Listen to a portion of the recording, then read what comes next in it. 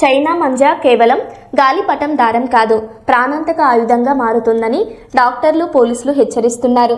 ద్విచక్ర వాహనదారులకు ఇది తగిలితే గొంతులోని రక్తనాళాలు తెగిపోయి ప్రాణాపాయం ఏర్పడే ప్రమాదం ఉంది.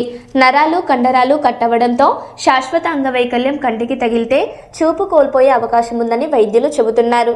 చైనా మంజా అమ్మకం, వినియోగం చట్టరీత్యా నేరమని పోలీసులు స్పష్టం చేస్తూ జరిమానా, జైలు శిక్షలు పడే అవకాశం ఉందన్నారు.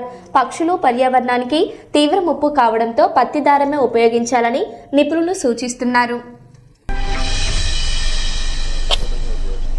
చూశారు కదా, ఇది మనం మెడకు తగిలితే ఏంటిది పరిస్థితి.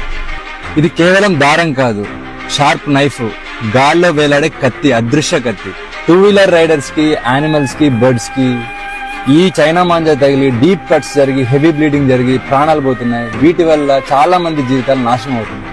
ఒక్క చిన్న సరదా ఎన్నో కుటుంబాల్లో తీరని శోకాన్ని మిగులుస్తుంది. ఇది నాన్ బయోడిగ్రేడబుల్, ఇది భూమిలో కలవదు, ఇది బ్యాండ్ థ్రెడ్. ఈ మాంజా ఎవరైనా ఇల్లీగల్ గా అమ్మితే మీ నియరెస్ట్ పోలీస్ స్టేషన్ లో రిపోర్ట్ చేయండి. చైనా మాంజా అమ్మడమే కాదు, కొనడం కూడా నేరమే. చైనా మాంజా ప్లేస్ లో ఈ కాటన్ మాంజా వాడదాం.